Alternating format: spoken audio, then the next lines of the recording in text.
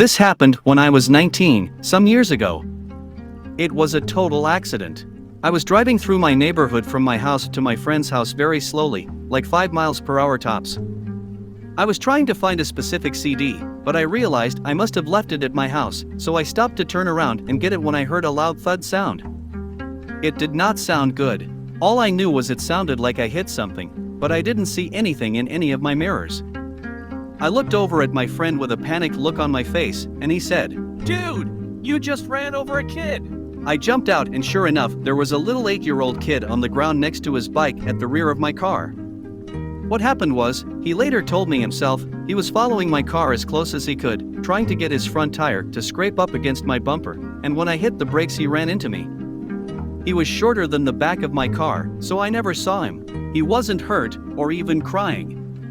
I just helped him up, brushed the rocks off his knees, asked him if he was okay and picked up his bike. It looked fine. I heard some people talking, so I looked up and noticed I was completely surrounded by an angry mob of about 30 to 50 parents in the middle of the street, torch and pitchfork style. The unrest and panic were quickly growing. A lady pointed to the back seat of my car and hollered, "Look, he's been drinking," followed immediately with gasps and expletives. And I even heard someone at the back of the mob yell, "That was up!" I was 100% sober at the time. I was drinking at a bonfire the night before and had thrown a bunch of beer cans in my back seat as to not leave a mess. Then I noticed this overly tan, overly buff, Arnold Schwarzenegger-looking shirtless dude walking in my direction from a few houses down, looking directly at me and holding a log above his head, as in, a literal log cut from a tree, at least 6 to 8 feet long and 1 foot in diameter. My buddy said, "Dude, if you don't leave right now, you're going to jail." I took one more glance at the lumbering hulk inching closer and closer, one earth-shattering footstep at a time, then jumped in my car and swerved out of the way just in time to avoid the log that was hurled at my windshield. I had never been to jail before, and this was some crazy ***, so my adrenaline was redlining, and I felt like I was in slow motion. But at the same time I was tripping balls, hollering at myself in the rearview mirror like, "What do I do? WTF do I do?" So I headed straight for this road I knew of a couple miles away because at the end it turns into a maze of unnamed roads, many parts of it are in a state of extreme disrepair and neglect, and you absolutely can't go fast without trashing your vehicle. But they went deep into the woods, and I figured I could lose the cops there. A mile or two in, I got stuck in a deep mud puddle for several minutes. After throwing it in drive and reverse and flooring it over and over, I finally got out of it and immediately ran out of gas. I was pretty deep in the woods at this point, so I threw most of the beer cans off into the thick trees and vegetation, then ran in the opposite direction. I made it about 50 feet into the woods when about 2 or 3 dozen blue lights came flying down the dirt road in a huge cloud of dust. There was a feeling of impending doom. I figured if I continued running they would see me, so I immediately sat down next to an ant pile, threw my hood over my head and covered my legs with leaves. Luckily I had on a brown hoodie which was like camouflage. I didn't move a muscle for hours. I was so close, I was listening to the cops talk about me the entire time. I was right under their noses. They even brought the K9 unit, but they only searched the woods on the other side of the road. I guess because that's where I threw the beer cans. They found my bong in the trunk, and I had some fake pot leaves wrapped around the gear shifter stick. At one point this cop reported to another cop and I heard him say things like, "Well, we found this bong in the trunk, and these fake pot leaves up front, so I don't know if he was high or what." It took everything in me not to laugh and reveal myself. They had my car towed and a few hours later they all gave up and left, so I walked 5 miles home. And every time I saw headlights coming down the road I jumped off into the woods to hide, and one time I jumped over a small ledge into a small stream, and walked soaking wet the rest of the way. This was before cell phones. My grandma convinced me to turn myself in, so the next day I called the cops and told them I was at home and to come get me. I thought for sure I was going to prison. In the end, since they never breathalyzed me I couldn't get a DUI, would have blown a 0.0 anyway, and since I got out of the car and helped the kid up they couldn't charge me with hit and run, and since the cops didn't catch up to me and there was no actual car chase, I technically didn't run from the police, and I'm guessing I didn't get charged for the bong because when I went to pick up my car the tow truck driver was bragging about this 2-foot-tall skull bang the cops had just given him, but I didn't think it would be wise to bring it up when they took my statement. Oh, I did get a mention in the local paper. One tiny little paragraph that said the heroic sheriff's deputies tracked me down and brought me to justice. Had. Please. But I guess local 19-year-old pot smoker eludes police and K9 unit, then turns himself in the next day and gets charged with nothing, just doesn't have the same ring to it.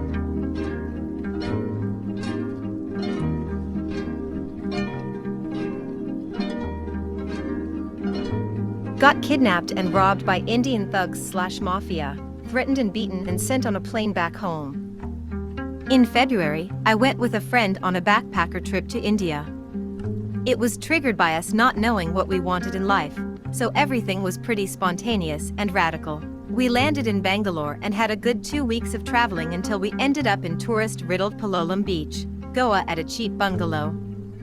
After 2 weeks we were supposed to check out, so we could move on and travel somewhere else, but the night before that something happened that changed our plans.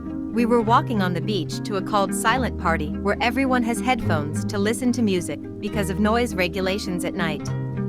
As usual, I was carrying my guitar with me that I had bought there because it was a good way to strike up conversations with people and just jam. We passed by these two nice Indian guys who started talking to us. No big deal, they just wanted to chat, right? They ended up inviting us to breakfast the next day, coincidentally the same day we were checking out. We agreed because we were already used to talking to strangers, so we didn't think more of it. The next day we checked out as planned and met them. It would just take an hour or something, we thought. Suddenly they point to their car and tell us to get in, so we could drive to their apartment nearby. I found that a bit weird as I was thinking we would just go eat at a restaurant or something, but my friend had already gotten into the car, so I decided to think no more of it. After a 10-minute drive or something we arrived into their apartment. When we got there we noticed two more Indian guys, and the mood quickly changed. We tried socializing with them, but it seemed like they were almost waiting for something. Suddenly, they proposed to us that we could help them smuggle jewelry to Japan, and we would be greatly rewarded. Besides, according to them, it was also a loophole in the regulations which made it legal. This is where my warning signals went sky high. We said we would rather not participate in this scheme of theirs, and we would rather be on our way. That is when things turned kind of ugly. They got very pissed off and told us we had no choice, then we had to sign a bunch of papers, give them our signatures, let them take pictures of our passports and credit cards. As we did all of this, a bunch of other Indians also arrived, so we were surrounded and didn't know how the hell we were going to get out of this mess. After a bunch of business stuff and meeting a super creepy guy, Dave Grohl lookalike with lots of tattoos and long hair, who seemed to be somewhat in charge of the whole thing, we were put in a car with 3 of them and driven off to a nearby bigger town and checked into a shitty motel near the train tracks. We would never be alone, we could never get out of their sight, and we were pissed scared at this moment. The next day we woke up to a phone who allegedly was Indian Toll Customs who said they had found jewelry on the way to Japan and that we needed to give them the appropriate papers as sign of proof of purchase.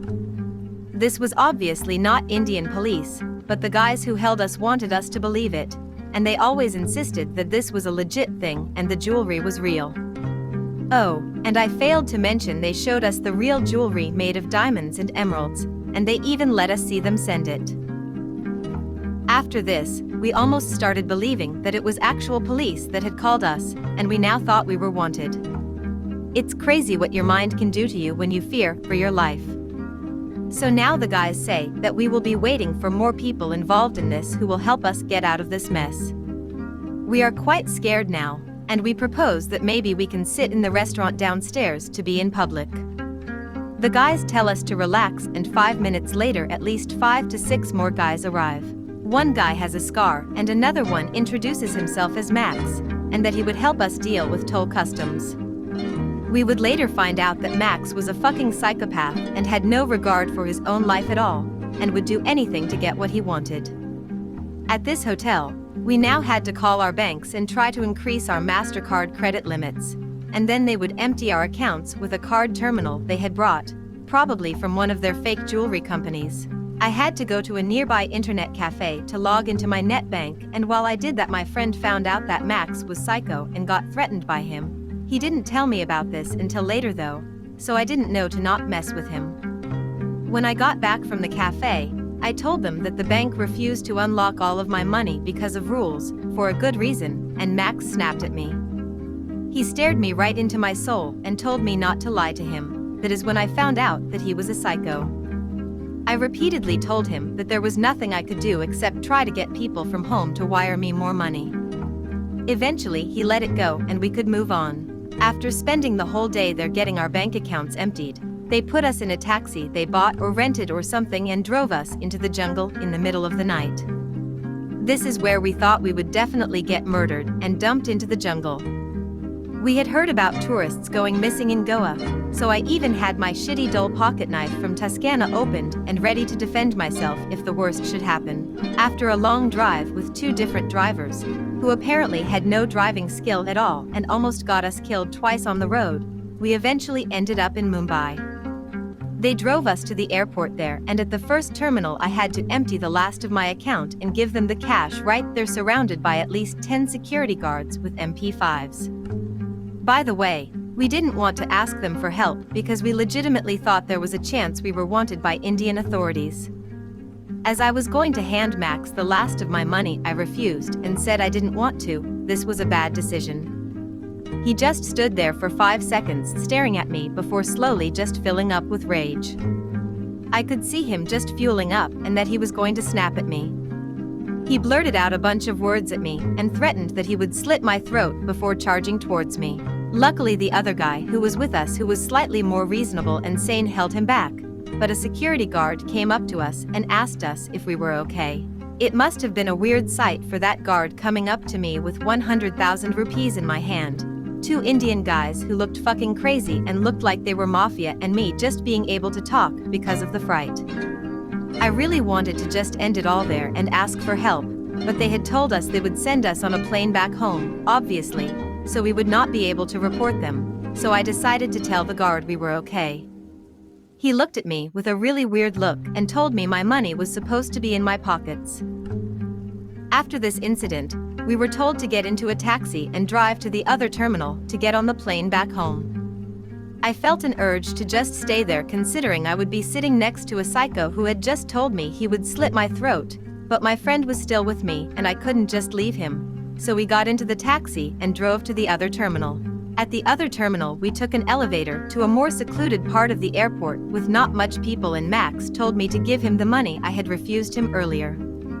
I was a bit reluctant, mostly because I was just scared of him now, so he went into rage mode again before hitting me in the stomach, emptying my pockets and starting to burn the cash. Yes, he was absolutely mental. He said that it was nothing to him and claimed I had offended him by offering him the money right after refusing him it. After the rational guy managed to calm him down again over some time, I ended up giving him the rest of the money, and we managed to get into the terminal and get our tickets. Finally, we were away from those people and had legit tickets back home. We just had to get through the passport check that Max claimed they had bribed for like 500,000 rupees or something. We were still scared of Indian police, and we just wanted to contact police back home, but we managed to get through the check without sweating too much. We took the plane from Mumbai and landed in Abu Dhabi, where we scraped together the last of our money to buy ourselves each Big Mac. Eating beef after having food poisoning and only eating chicken in India was a big thing and felt very relieving. We took another plane from Abu Dhabi to Brussels and then home on a small propeller airplane. When we landed back home, we contacted the police at the airport, and after that we have had to be questioned by police for many hours. Whether the bank/insurance will cover the losses is still not decided, but I will find out the next few days. We also had to go meet a psychologist several times to find out if we had post-traumatic stress. Well, everybody's heard about the bird. Bird is the word, what bird, bird, bird. Bird is the word, what